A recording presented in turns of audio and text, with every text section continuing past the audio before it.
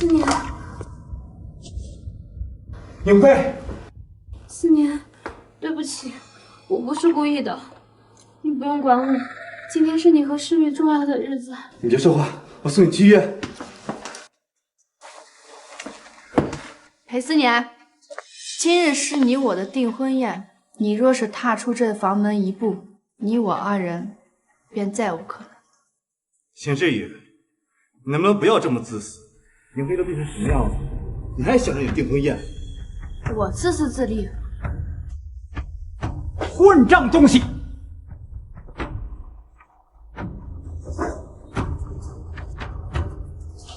委屈你了。老太爷，身体要紧，别息怒。管家，把老太爷送去休息。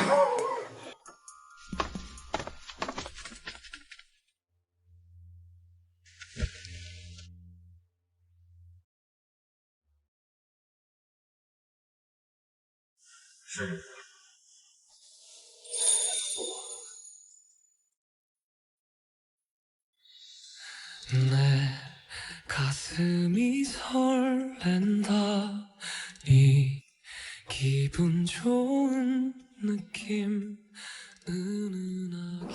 裴玉琛，我记得秦裴两家的婚约是儿时长辈们定的。是。那么，只要是裴家的人，便可以履行约定，没错吧？理论上是的。那么，你愿意娶我吗？秦时雨，婚姻不是儿戏，更不是用来报复的工具。我知道，所以我在向你求婚，是以我秦世宇的身份，不是谁的未婚妻，不是替代品。你答应吗？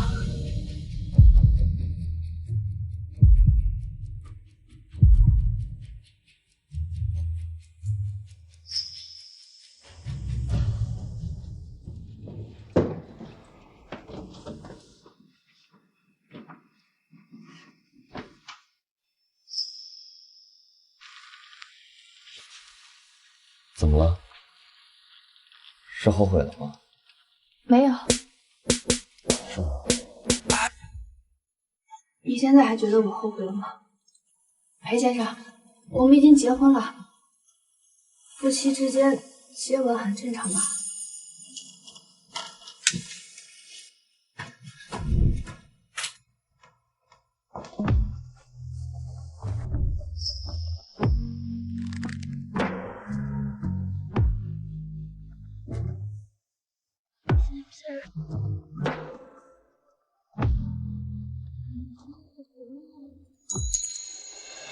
不早了，早点休息。你去哪？书房，还有些工作没处理完。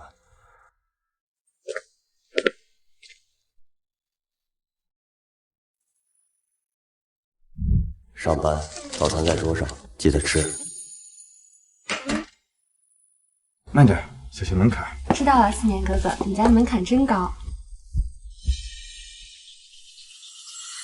秦时雨，你怎么会在我家？现在这里也是我。你家？秦时雨，你还没睡醒吗？就算昨天的订婚宴没出现意外，你是我的未婚妻，裴家的主宅还轮不到你说是你家，更别提现在了。你以什么身份站在这里？昨天被我丢掉的准未婚妻吗？还是……思年哥哥，别这么说，诗雨他只是一时糊涂。诗雨，我知道昨天发生了那样的事情，你心里不好受，但是你现在就住进裴家来，是不是有点不太合适呀？传出去，别人是会说闲话的。更何况昨天订婚毕竟也没成啊，你现在这样，秦家的脸面，我就是替你担心啊。合适？闲话？你以个现在什么的身份呢？一个在婚礼上突发重病，被准新郎抱走离场，然后第二天一大早登堂入室，挽着人家的胳膊喊哥哥的人，在这跟我谈合适和闲话。你的脸皮是不是和你的演技一起去进修过？诗雨，你怎么能这么说我？我昨天是真的不舒服，我不是故意的。秦诗雨，向牛飞道歉。你看看你现在什么样子，尖酸刻薄，不可理喻。思年哥哥，别这么说。既然诗雨不喜欢我，我走就是了。你们两个千万不要因为我伤了和气。走，该走的是他。秦诗雨，你给我听清楚了，从我家滚出去！现在，立刻，马上滚出去！怎么，没听清？要我再说一遍吗？你没有资格站在这里。等你什么时候真正名正言顺嫁给我裴思年之后，你才有资格、有脸面踏进这裴家的大门。这一巴掌是打醒了，也教教你们二位什么叫规矩，什么叫脸面。秦诗雨，竟敢打我！打你又能怎样？满嘴喷粪，目无尊容，连基本的礼仪、廉耻和边界都没有。今天我就替你哥哥教教你怎么说话，怎么做人。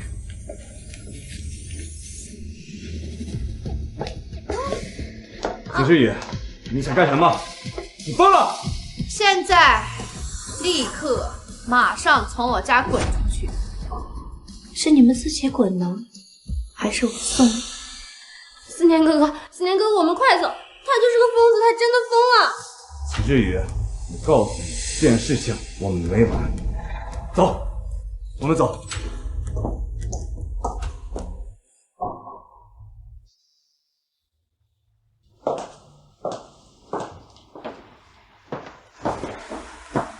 今天心情不错。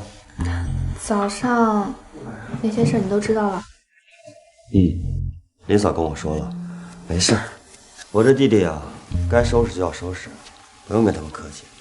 你做的呢也不算过火，不过以后啊，不用跟他们那么多废话，知道吗？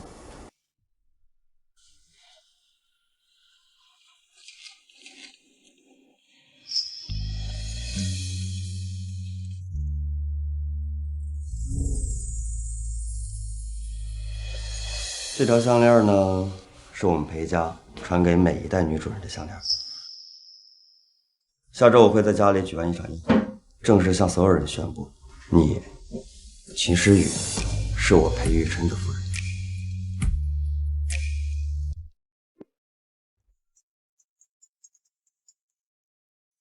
诗雨，我在。临时的跨国视频会议，对方总裁时差问题需要延长。我大概会比原计划晚40分钟回来。我已经通知宾客们都晚些到了，不过我弟弟他们可能会先过去。没关系，你先忙工作，这边我能应付。有任何情况随时联系我或者找管家。好，我知道。你路上注意安全。待会儿见。哎，思年，你哥裴先生什么时候不声不响给我们找了个大嫂？之前可是一点风声都没有呢。我这个好哥哥从小就像兵一样，对谁呀看都像欠钱似的，对他弟弟我呀也没有什么好脸色。老光棍一个，也不知道抽什么风，突然就订婚了。也许是家里老头逼的，找了一个门当户对的摆设而已。也是呢，裴先生给人的感觉好难接近，真不知道什么样的女人能受得了他。还是你思年温柔体贴。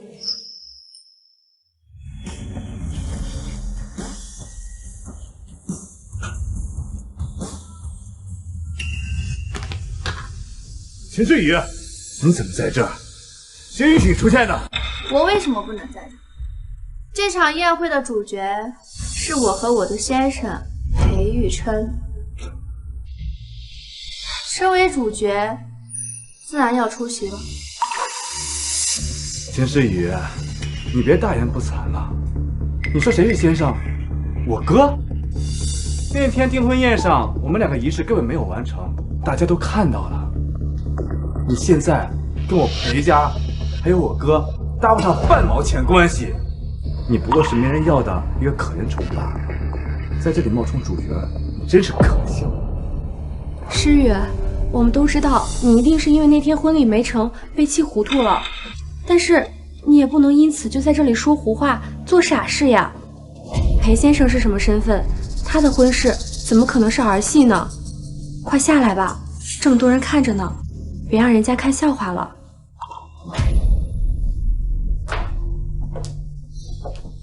看来那天二位离场的太匆忙，后面精彩的剧情是一点也没赶上。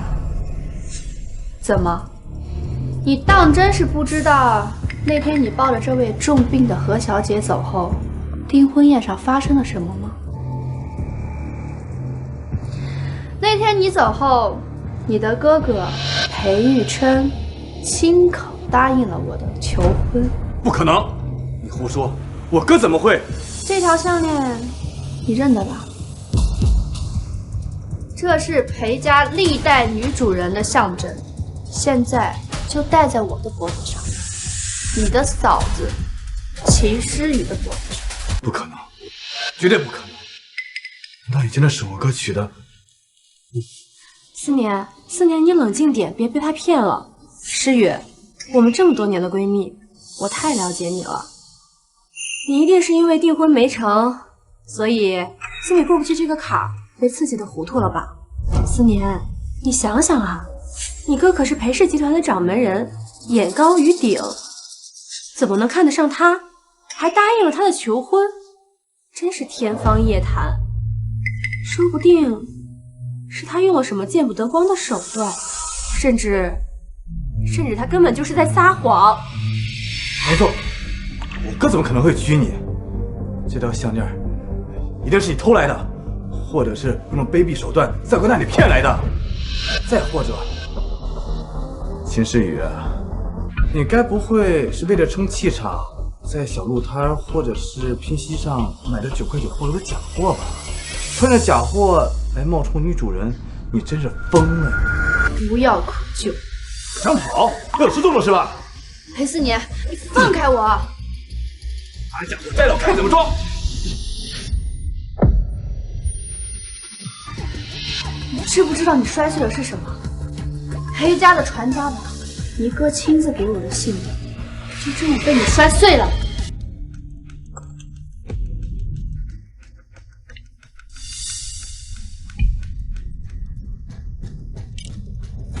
阿素，用最快的速度赶回去。是，先生。就这样把它摔碎了。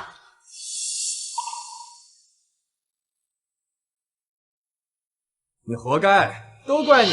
要不是你带假货来撑面子，这项链怎么可能会碎？秦书雨，这都你的错。是啊，舒雨，你未免也太不小心了，怎么能这样呢？思年他只是想看看而已，你明知道这么重要的东西，还这么不小心把它摔坏了，到时候该怎么跟裴先生交代啊？温如飞，你这张嘴真的是能把黑的说成白的。秦书雨，竟敢拿合影杯！思年，我好痛，我说的都是实话，为什么要这样对我？秦书雨，你给我跪下，给黑妹道歉！让我给他下跪，他也配？不跪是吧？我帮你！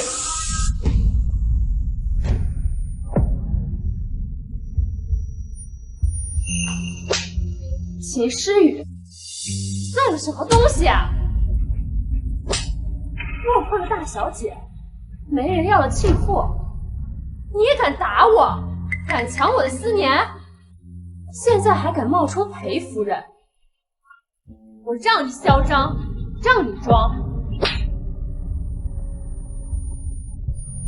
秦诗雨，看到我，这就是跟我斗的下场，你永远也赢不了我。思年是我的，裴家的一切也是我的，你只配像现在一样，像条狗一样趴在地上。这是什么东西啊？你这样嚣张，这样装。干什么？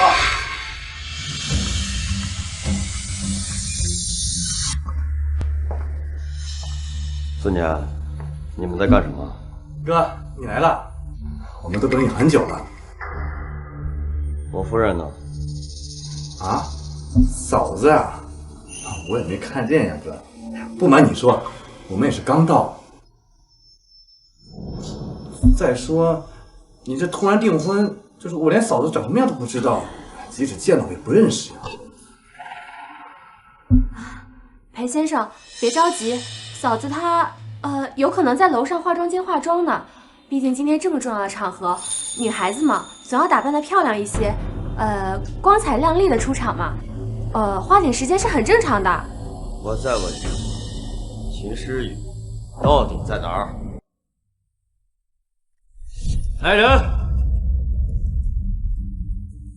把他推进楼下杂物间，锁好了。宴会结束之前，别让他碍眼。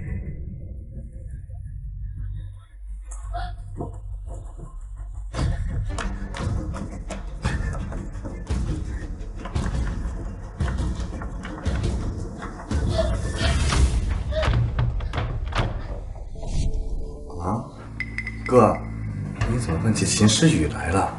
他那种人，上次弄了这么大的笑话，他哪有脸来咱裴家的宴会呀？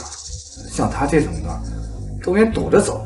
是啊，裴先生，诗雨她没有什么脸面再来了，你也别再惦记她了。今晚是您和我们真正嫂子的好日子呀。先生，楼上卧室、化妆间、休息室都找遍了，没有见到夫人。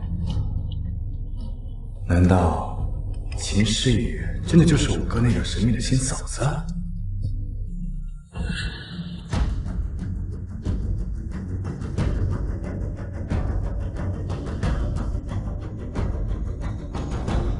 这条项链是我亲自为我夫人戴的，到现在你们还敢说？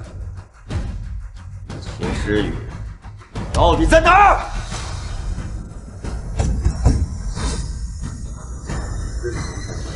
怎么回事？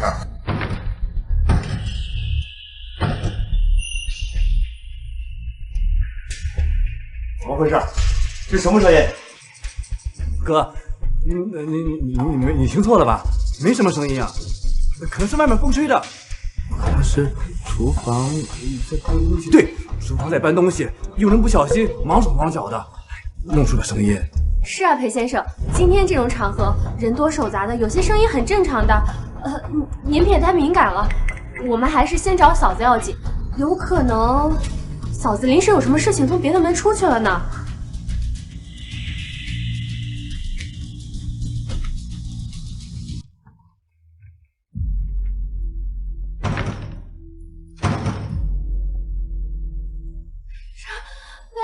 我在这儿，救救我！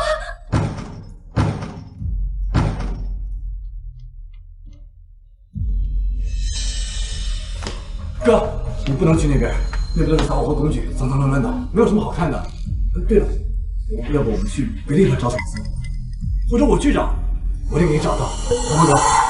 救命啊！裴晨，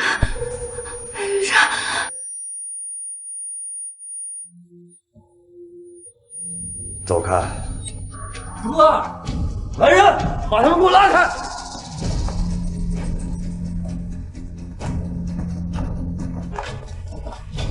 诗雨，诗雨！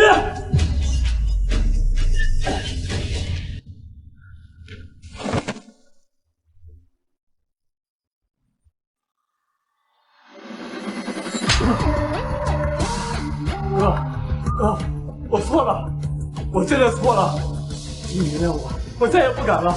在我兄弟一场的份上，哥。思年，这些年来我自问待你不薄，把你当亲弟弟一样，给你最好的教育，给你最体面的身份，让你顶着裴家二少的头衔在外边作威作福。可是你都做了些什么？一件件、一桩桩，哪一件是人事儿？我看是我错了，赖你婚不生气，私生子始终是私生子。再怎么样，骨子里卑劣不幸，总算少了。不是这样的，哥，不是这样的，哥，可以听我解释。我是一时糊涂，我鬼迷心窍。哥，求求你再给我一次机会，最后一次。机会？从小到大，我给过你多少次机会？你又再回过脑子？你一次次触碰我的底线，我一次次包容你，换来的是什么呀？就是你今天对诗雨的暴行。李助理，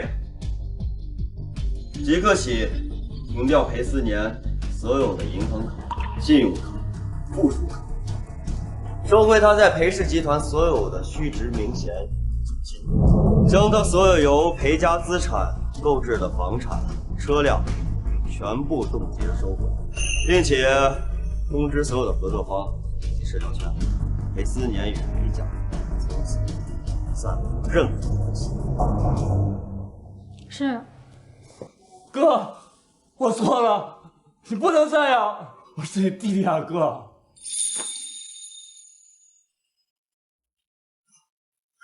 金世宇这个贱人，他之前对不起我的，他出轨在先，在结婚宴之前和别的男人不清不楚、不明不白，他是要破戒，就是因为他，我气势气愤，我才够了。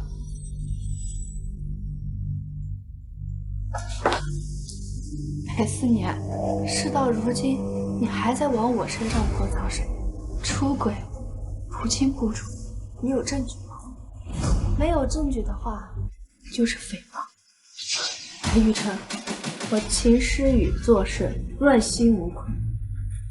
在订婚宴之前，我和裴思年的关系仅限于家族安排交往，从未有过任何的越矩行为。你若是不信，请可以去调查，我随时配合。今晚原本是我正式向大家介绍我自己，但是过程出现了一些意外插曲。如果我要公布，同样不会行。今天我就会告诉所有人，秦诗雨小姐是我裴玉琛明媒正娶、法律承认的妻子。从今天开始，她就是我裴家名正言顺的人，她的尊严就是裴家的尊严。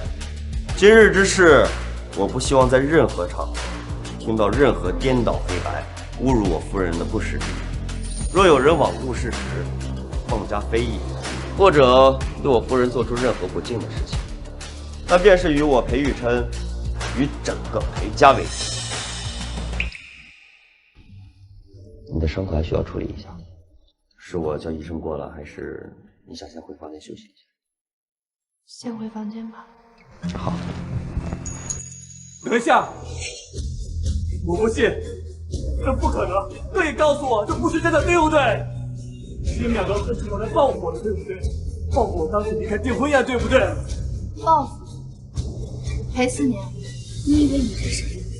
谁有时间在这里陪着你一起演这么大一场戏？秦诗雨，你怎么敢？你怎么敢嫁给我哥哥？你说要嫁给我的，现在跑过来说你要嫁给我哥哥，要不要脸？有没有廉耻？哥，你听我说，你是骗了，他就是为了报复我，报复我当时选择英飞，没有选择他。他接近你靠近，你是为了羞辱我。他对我心机，心思歹毒，心狠手辣的人，你怎么能娶她呀，哥？对呀，何先生，你可一定要明察呀！我和诗雨，我以前一直把她当做最好的闺蜜，我最了解她了。她根本就不像表面上看起来那么清高，她背地里、私底下最会扮柔弱、装可怜、吸引男人了。之前4年就是这样被她迷惑的，现在她又故技重施，来勾引你，来欺骗你，你可千万不要上当啊！裴思年，你未免太看得起你自己了，你配吗？还有你，何一菲，我最好的闺蜜，在我和裴思年有婚约的时候，和他滚上了床，忙着选定婚宴菜单的时候，和他在酒店翻云覆雨，这是我最好的闺蜜。裴思年，你口口声声说我是你的未婚妻，你和他滚上床的时候，你有没有想到过还有我这个未婚妻啊？你知不知道廉耻2个字怎么写？不是这样的，诗雨，你听我解释。那天因为家里他有事情，他很崩溃，我是作为朋友过去安慰他。我心里一直都有你啊，你要相信我，你不能因为误会就说出这么伤人的话呀。这么多年的感情了，你要相信我呀。诗雨，我们回家好不好？你别闹了，别任性了，我们回家慢慢说，我会把所有事情都和你说清楚的。诗雨，我们回到之前好不好？别碰我，裴思明，安慰到床上去，那你的安慰方式也太别出心裁了。你说你心里有我，那它是什么？是你爱心泛滥时必不可少的道具，还是你情难自已时无法抗拒的诱惑呀？回到以前，以前是什么样啊？以前是我愚蠢的相信家族的安排，还对你这个人渣抱有一丝的期待，还是我眼瞎，把一条毒蛇当成我最好的闺蜜？你的解释留给你自己听吧，我先脏了我的耳朵。来人，把他们给我扔出去。另外，立刻打电话联系律师，就今晚裴思年对我夫人侮辱、诽谤、人身伤害，以及和英妃助纣为虐、造谣生事，收集证据，准备起诉。我要让他们两个人为自己所说的每一个字都付出代价。拿下去！ 잔인한 현실을 마주한 순간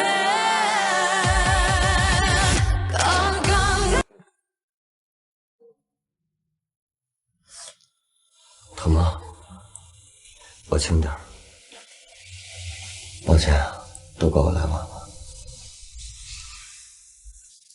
不怪你，你已经来得很快了。你能来救我已经很好了。毕竟，从我爸妈出车祸之后，公司被伯父们架空宣布破产，我就已经明白，没有人能永远的护着我。我早就已经学会自己坚强了。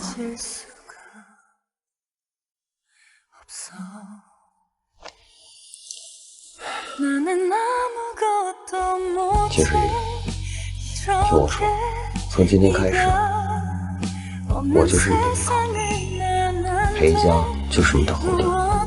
你可以继续坚强，但是不必再独自一场。从今以后，所有的风风雨雨，我都挡在你前面。从今天开始，你不再是独自一个人。 谢谢你，裴雨辰。谢谢你，明知道那天我只是走投无路，只是用长辈们那些没有几个人能知道的婚约道德绑架你，明知道我是在利用你报复裴思念，你却还是愿意娶我。秦时雨，为了你，我心甘情愿。 可还是很抱歉，直到秦家出事，伯父伯母的消息传来，我才收到风声，急忙从国外回来。可还是太迟了，让你一个人默默承受了那么多变故，那么多委屈。那个婚约从来不是束缚我的理由，只是因为那个人是你。 Don't know how I've been there.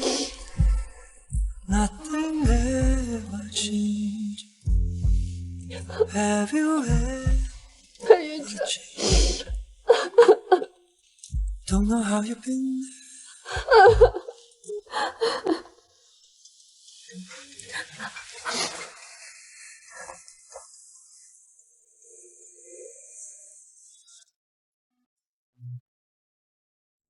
祖父。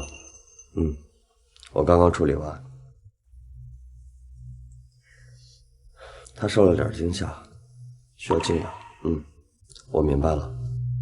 下周家宴，我会带他一起回去。祖父再见。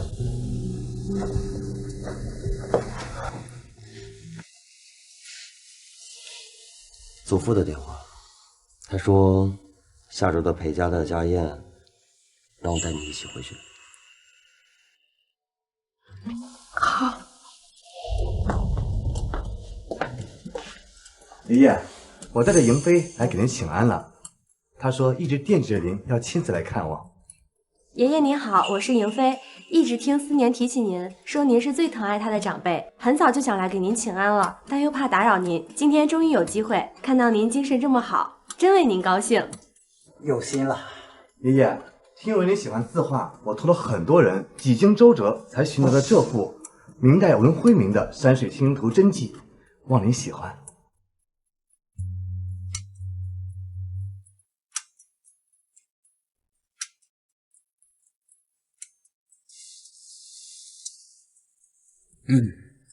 是真迹，难得你有如此心意啊！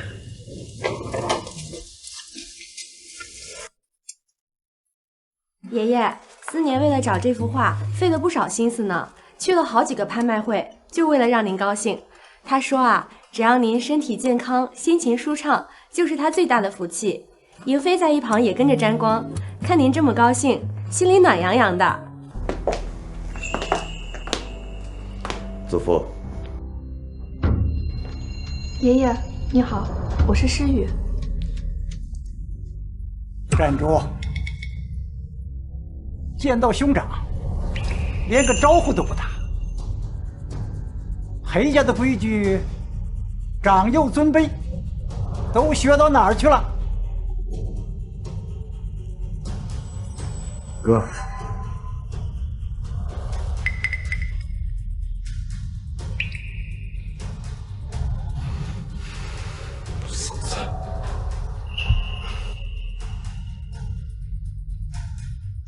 哥，嫂子，思年，要知道自己的身份。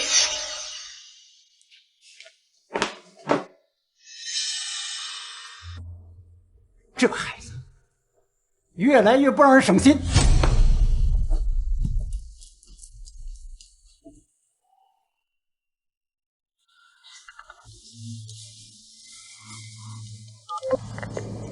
喂。我知道了。你先在这儿休息一会儿，公司有点事，我需要紧急处理一下，很快就回来。好，你去吧。秦诗雨，你以为你攀上裴玉琛就能当上裴家女主人了？别做梦啊！看不到吗？今天老爷子更偏爱思年，这幅画老太爷多喜欢呀！以后啊，这裴家偌大的产业，到底由谁接管，那可不一定。到时候，你以为你能站在这里？何一菲，你成天除了搬弄这些是非，就是挑唆别人斗争，你脑子里还有点别的东西吗？至于裴家谁掌权，是祖父和裴玉琛该管的事儿。至于我，只要一天是裴玉琛法律上的妻子，只要是他们裴家明媒正娶的长媳，按规矩你就得叫我一声嫂子。长嫂如母，以后看见我记得放尊重点，叫嫂子。秦诗雨，你凭什么在我这里摆架子？你不过就是一个走投无路、家破人亡、靠爬男人床上位的贱人，狐狸精，竟敢在我面前装高贵！贱人，你敢打我！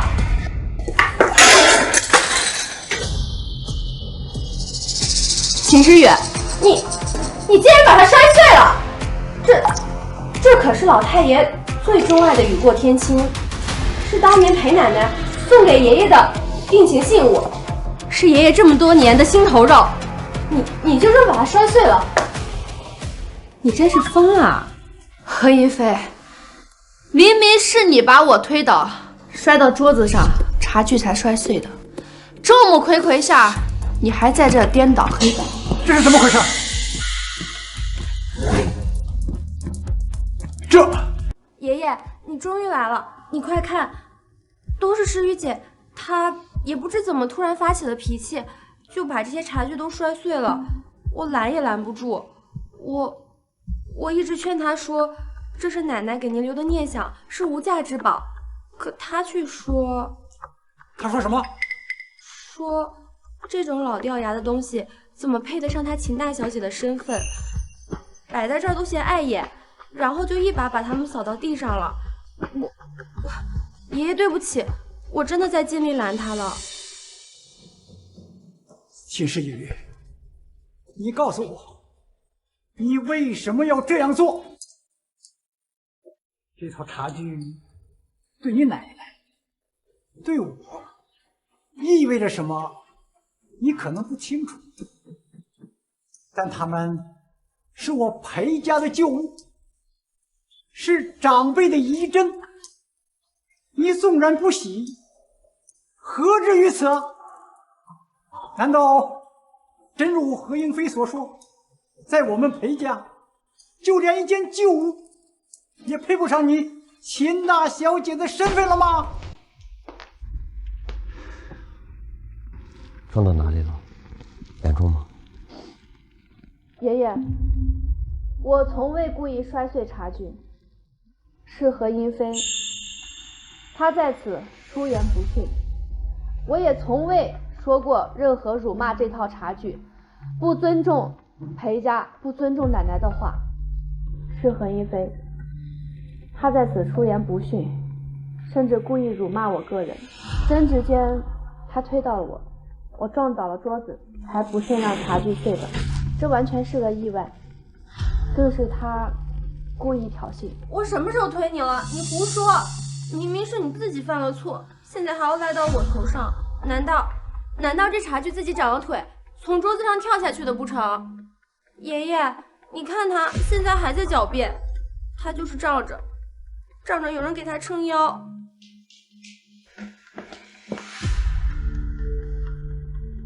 秦书雨，你又对英飞做了什么？英飞平时胆子这么小，连只蚂蚁都不敢踩，怎么可能做出推人和破坏爷爷茶具的事情？爷爷，您别听他一面之词，英飞最是善良乖巧，他怎么可能会做？算了，思年，别说了。诗雨姐她可能也不是故意的，只是脾气有些大罢了。但是像她这样，动不动就动手打人，还把爷爷最珍贵的东西摔坏了，现在又在这里颠倒黑白，哪里像一个裴家的长媳？爷爷，我真心为裴家着想，这样的人真的配进裴家的门，做裴家的长孙媳吗？裴思年，你跟我说她胆小、善良、乖巧，一个在闺蜜的订婚宴上突发重病，成功搅局，第二天登堂入室，挽着人家的未婚夫喊哥哥的人，你跟我说她胆小；一个对我恶语相向、污言秽语、动手推人，事后倒打一耙人，你跟我说她善良乖巧。爷爷，茶具的损坏我深感抱歉，但无论如何，它也是由我相关的争执中摔碎的，我愿意承担任何合理的责任。但是是非曲折不能混淆，何言飞的挑衅、动手，此时此刻的污蔑，我不能接受。至于我配不配做裴家的媳妇儿，这是玉琛的选择，也是我和玉琛之间的事情。爷爷，你要是有任何疑问，可以直接问我，或者玉琛，更不能由一个数次搬弄是非、行为有亏的外人在此指手画脚、妄加评判。秦诗雨，你说谁是外人呢？玉琛，这件事我想听听你怎么说。祖父，事实如何，其实不难分辨。这间客厅中有监控，我刚才已经让管家去调取了。在监控视频调取出来之前，我只说2点：第一，诗雨是我的妻子，她是否配得上裴家，由我来决定。我认定的人，不需要任何外人来质疑资格。第二，茶具无论是由何原因导致，既然施雨在现场，那施雨的责任，我愿意替他全部承担。我会尽力寻找能工巧匠，尝试修复，或者寻找替代之物来弥补主妇的损失。但是，如果有人蓄意污蔑、动手伤人，再污蔑构陷，那我裴玉琛也绝不会姑息，该追究的责任一样都不会少。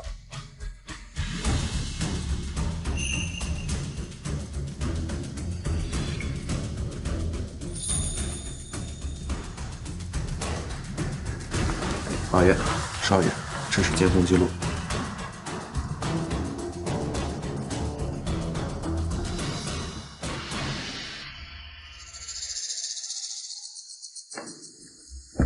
何应飞，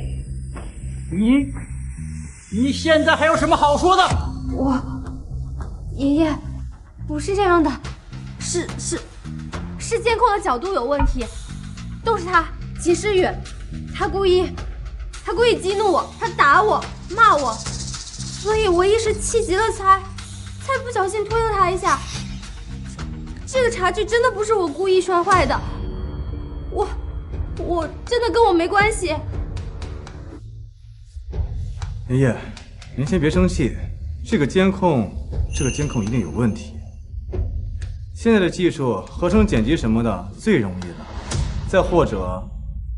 再或者是借位拍摄，看着是莹飞做的，但其实根本就没有碰到。莹飞是向来可小可爱的，她从来不会做出这样恶毒的事情，这一定有误会，爷爷，或者是某人刻意栽赃陷害。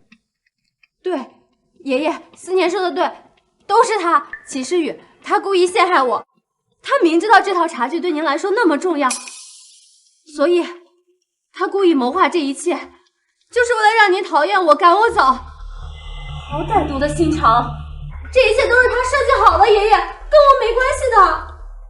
住口！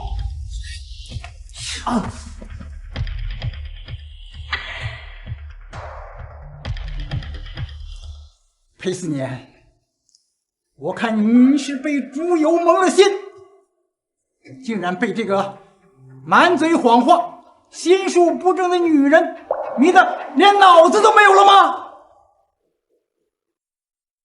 监控是假的，错位拍摄。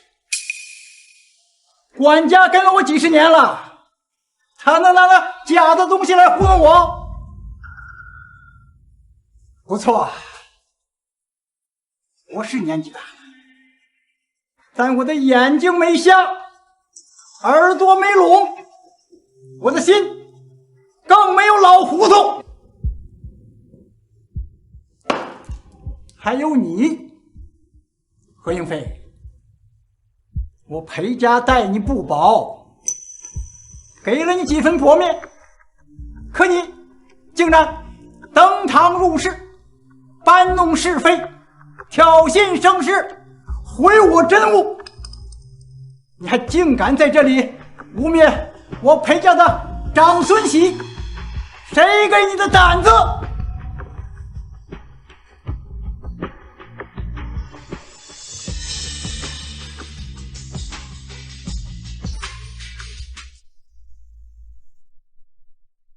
雨辰，诗雨，今天的事情让你们受委屈了。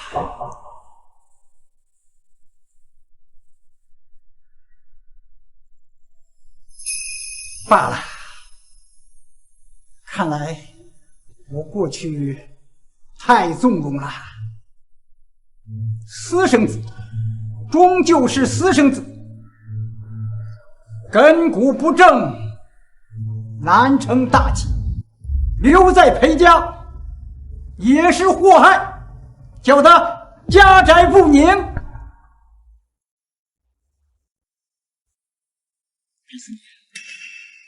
从今天开始，你就不再是我裴家的子孙，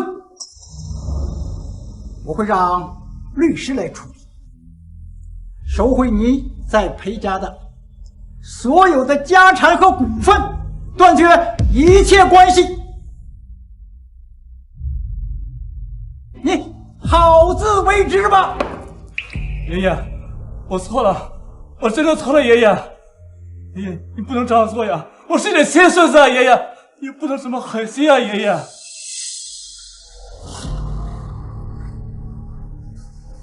是他，爷爷，是他这个贱人，是他迷惑我，是他诱惑我，是在我耳边吹风，是他搬弄是非，是他和我说秦时雨的坏话，是他怂恿我和哥哥作对，今天又是他打碎了您爱的茶具。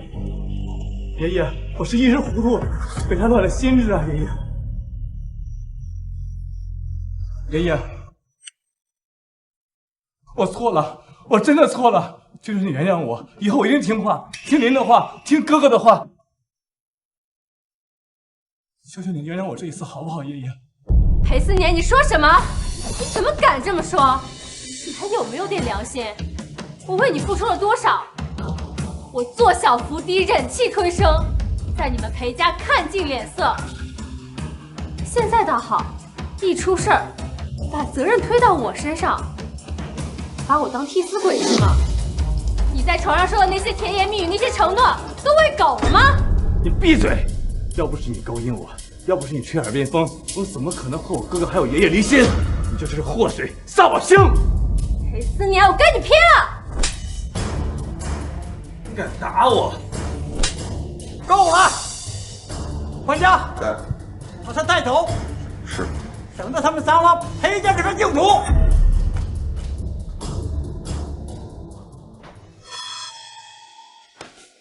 哥，我错了，哥，我真的错了，哥。你怎么兄弟一场的份上，求你和爷爷求求情好不好？我以后什么都听你的。哥，你是我亲哥呀，哥。哥，裴思年，别这么叫我们从来就不是一个马上。你、我，还有你那个早已被父亲遗忘的生母，我们都心知肚明。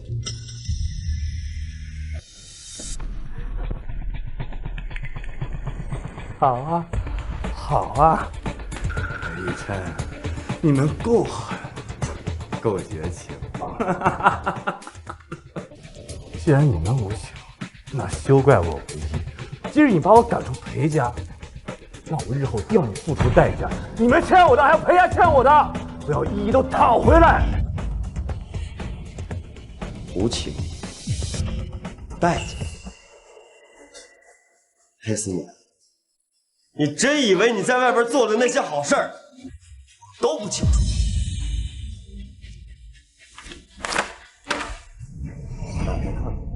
看看你勾结外部公司，泄露裴氏商业机密，试图掏空公司资产的证据，够不够清晰？你再好好看看，你私自挪用家族信托资金，去伪造账单，去填补你在澳门欠下的巨额赌债的记录，够不够清晰？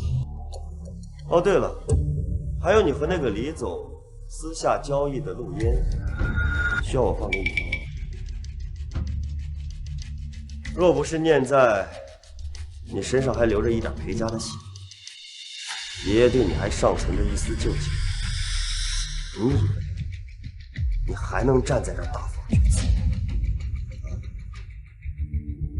逐你出裴家，收回资产，已经是爷爷对你最大的恩赐，也是我留给你最后的体面。而现在，体面也没了。从这一刻起，你与裴家恩断义绝。你所有的账户、资产将即刻冻结，交由裴氏法务部和审计团队接管清算。裴思年，经查实，你涉嫌商业欺诈、职务侵占、挪用巨额资产等多项罪名，证据链断，裴氏集团已经正式报案。现在警察应该是到了。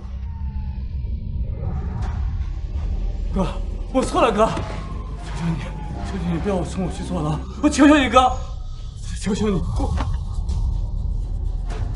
这些话留给去跟法官说。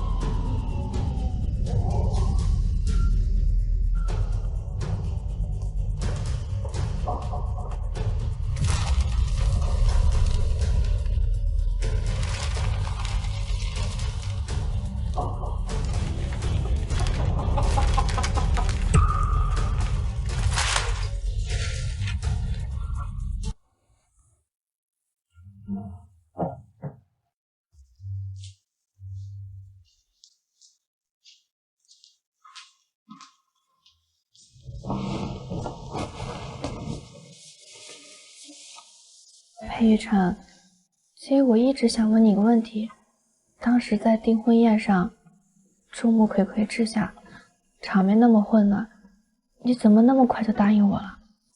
难道真像你后面所说的心甘情愿那么简单吗？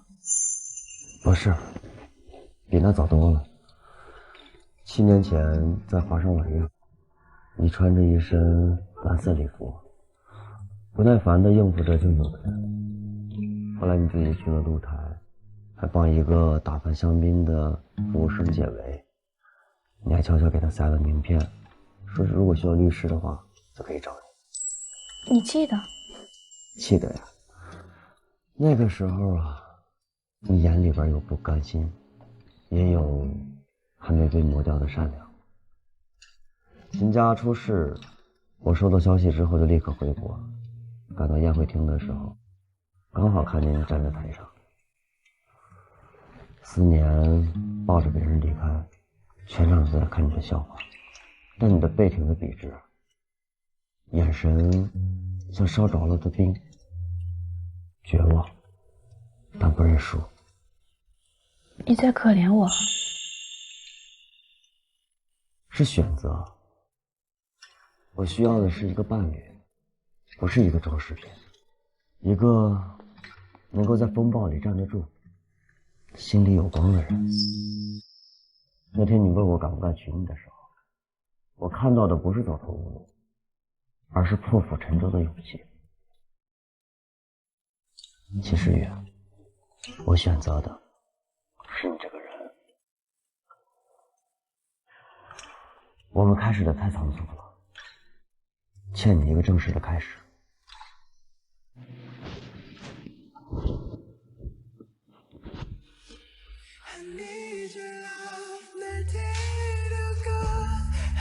没有婚约，没有家族压力，只有裴玉琛爱秦时雨，想和你共度余生。你愿意再嫁给我一次吗？我愿意，我也爱你。曾经以为失去一切，后来才明白，命运拿走一些，是为了让我空出手，接住真正属于自己的光。